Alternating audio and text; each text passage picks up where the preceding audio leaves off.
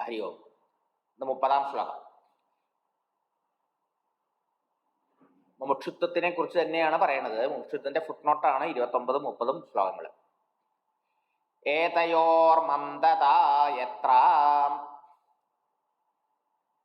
വിരക്തത്വമുമുക്ഷയോഃ മരൗ സലിലവത്തത്ര ശമാദേർത്ഥാനമാത്രത. ഏതയോർമന്ദതാ യത്ര വിരക്തത്വമുമുക്ഷയോഃ മരൗ സലിലവത്തത്ര ശമാദേർഭാനമാത്രത. പൂർവശ്ലോകത്തിൽ പറഞ്ഞു, 29-ാമത്തെ ശ്ലോകത്തിൽ പറഞ്ഞു, തീവ്ര വൈരാഗ്യമുള്ളവരിലാണ് ശമാധി ഗുണങ്ങൾ അന്വർത്ഥമാവുന്നുള്ളൂ. തീവ്ര മുമുക്ഷുത്വമുള്ള ആളിലാണ് ശമാധികൾ ഫലവത്വമാവുന്നുള്ളൂ. ഇത് രണ്ടും പരസ്പരം ബന്ധപ്പെട്ടിരിക്കുകയാണ്. ഇനി ഏതയോഹോ, ഈ രണ്ടെണ്ണവും, ഏതയോ ഈ രണ്ടെണ്ണം, ഏത് രണ്ടെണ്ണം? വൈരാഗ്യവും മുമുക്ഷുത്വവും എത്ര, എവിടെയാണോ അല്ലെങ്കിൽ ഏതൊരുവനിലാണോ മന്ദത, മന്ദമായിരിക്കുന്നത്. ഏതയോഹോ എന്ന് പറഞ്ഞാൽ എന്താണ്? അതാണ് പറഞ്ഞത് വിരക്തത്വ മുമുക്ഷയോഹോ. ഈ വിരക്തി മോക്ഷേച്ഛ, ഈ രണ്ടെണ്ണത്തിൽ മന്ദത ആരിലാണോ ഈ രണ്ട് ഗുണങ്ങളും മന്ദമായിട്ടുള്ളത്, തത്ര അവിടെ, അഥവാ അയാളില് ശമാദേഹേ, ഈ ശമതമാദി ഗുണങ്ങള് ഭാനമാത്രത, വാസ്തവത്തിൽ അതില്ല, അത് ഉണ്ട് എന്നുള്ള ഭാനം. ഭാനം വെച്ചാലോ ഒരു പ്രതീതി, ഓൺലി അപ്പിയറൻസ്, ഉണ്ട് എന്ന് തോന്നല് മാത്രമേ ഉള്ളൂ എന്നർത്ഥം. എങ്ങനെ? മരവും സലിലവത്. മരം എന്ന വാക്കിനർത്ഥം വൃക്ഷം എന്നല്ല.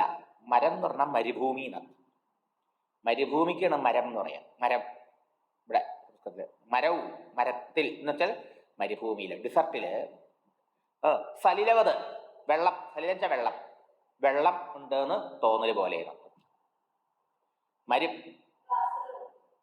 മരുഭൂമിയില് അകലെ നിന്ന് നോക്കുന്ന സമയത്ത് ആ സൂര്യപ്രകാശം ഏറ്റിട്ടുള്ള അതിന്റെ എന്താ പറയാ ആവി കൊണ്ട് അവിടെ വെള്ളം ഉണ്ട് തോന്നും.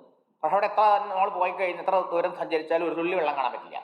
അകലെ നോക്കുമ്പോൾ തോന്നണു അത് വാസ്തവത്തിൽ ഇല്ല, അതുണ്ട് എന്നുള്ളൊരു പ്രതീതിയാ. അതാണ് ഇവിടെ പറഞ്ഞത് ഭാനമാത്രത. ഭാനം വെച്ച പ്രതീതി. അപ്പൊ എത്ര വിരക്തത്വ മുമുക്ഷയോഹോ ഏതയോഹോ മന്ദത, ആരിലാണോ വിരക്തിയും മോക്ഷേച്ഛയും മന്ദമായ നിലയിൽ മാത്രമുള്ളത്, അയാളിൽ ശമതമാദി ഗുണങ്ങള് കാനൽ ജലം എന്നും പറയും. മരുഭൂമിയിൽ കാണുന്ന ഉണ്ടെന്ന് തോന്നുന്ന വെള്ളം പോലെ മാത്രമാണ് എന്ന് പറയുന്ന അർത്ഥം. അതൊരു തോന്നലാണ്. നമ്മൾ വിചാരിക്കും എനിക്ക് വേഗമുണ്ട്, വൈരാഗ്യമുണ്ട്, മനോനിയന്ത്രണം ഉണ്ട്, ഇന്ദ്രിയ നിയന്ത്രണം ഉണ്ട്, ക്ഷമയുണ്ട്, സഹനശക്തി ഉണ്ട്, ശ്രദ്ധയുണ്ട്, സമാധാനമുണ്ട്, ഏകാഗ്രതയുണ്ട് എന്നൊക്കെ തോന്നും. പക്ഷേ ആവശ്യം വരുമ്പോൾ ഒന്നും കാണില്ല. മനസ്സിലായോ? പുറത്ത് നമ്മൾ ഇതൊക്കെ ഉള്ളവരെ മാതിരി അഭിനയിച്ചു എന്നും വരും. അതുണ്ട്. എത്രയോ ആൾക്കാര് പുറത്ത് കാണുമ്പോൾ പരമവൈരാഗികളാണ്, അല്ലെങ്കിൽ പല മോക്ഷേച്ഛുള്ളവരാണ്, അല്ലെങ്കിൽ വളരെ ഏകാഗ്രതയുള്ളവരാണ് നമുക്ക് പുറത്തും തോന്നും. ചിലപ്പോൾ അവരുടെ ഭാഷ, വേഷം, ഇതൊക്കെയാണല്ലോ സമൂഹം നോക്കുന്നതൊക്കെ അല്ലേ.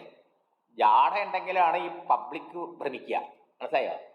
ജാടാന്ന് ഈ ഷോ ഓഫ്. പുറത്ത് ഇതൊക്കെ ഉണ്ടെന്ന് തോന്നും അങ്ങനെ എത്ര ആൾക്കാർ, പക്ഷെ യഥാർത്ഥത്തിൽ വരുമ്പോഴോ ഇതൊന്നും ഉണ്ടാവില്ല. മനസ്സിലായോ? പുറത്തേക്ക് ഒരു അപ്പിയറൻസ് മാത്രം ഇതൊക്കെ ഉണ്ടെന്ന്. അപ്പൊ ഉള്ളിൽ വൈരാഗ്യത്തെ കുറിച്ച് എങ്ങനെയാ പറയണത്? ഉള്ളിൽ ആ വൈരാഗ്യം കാക്ക കാട്ടം പോലെയാണ്. കാക്കയുടെ കാഷ്ടത്തിൽ എപ്രകാരമാണോ നമുക്ക് താല്പര്യമില്ലാത്തത്, അല്ലെങ്കിൽ എന്തെങ്കിലും കഴിക്കാൻ കൊണ്ടുവച്ച വസ്തുവില് കാക്ക വീണു, കാക്കയുടെ കാട്ടം വീണു, പക്ഷിയുടെ കാട്ടം വീണാൽ നമ്മളതിന് തിരിഞ്ഞു നോക്കും. പിന്നെ ഇതുപോലെ ഈ നശ്വരമായിട്ടുള്ളതായ പ്രാപഞ്ചികമായ ഭോഗങ്ങളിൽ താല്പര്യമില്ലായ്മയാണ് വൈരാഗ്യം. അതുപോലെ തലയ്ക്ക് തീ പിടിച്ചു കഴിഞ്ഞാൽ അവൻ വേറെ എന്താ അന്വേഷിക്കുക? അപ്പൊ ഗൂഗിൾ അറിയോ എവിടെയാ വെള്ളം ഉള്ളതെന്ന്? ഇല്ല. എവിടെയാ വെള്ളം വെച്ചാൽ ഉടനത്തെ വെള്ളം ഒഴിക്കുകയോ തലയിൽ ഒഴിക്കുകയോ അല്ലെങ്കിൽ വെള്ളത്തിൽ പോയി ചാടുകയോ ചെയ്യില്ലേ? ഇതുമാതിരി മോക്ഷേച്ഛയും വൈരാഗ്യവും തീവ്രമായിട്ട് ഉണ്ടെങ്കിൽ മാത്രമേ അയാളിൽ സമാധി ഗുണങ്ങൾ ഫലവത്താവുകയും വളരുകയും ചെയ്യുള്ളൂ. അല്ലെങ്കിലോ മുളയ്ക്ക് പോലും ഇല്ല. പിന്നെ വേണ്ടേ പൂക്കാനും കായ്ക്കാനും. ഈ സാധകന്മാരെ എന്താ പറയാ താക്കീത് ചെയ്യണം ആചാര്യസ്വാമികള്.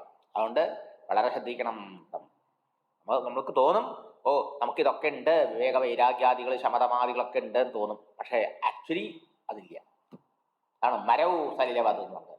കാനൽ ജലം പോലെയാണത്. മരുഭൂമിയിൽ ഉണ്ടെന്ന് തോന്നുന്ന വെള്ളം പോലെയാണത്, വാസ്തവത്തിൽ ഇല്ല.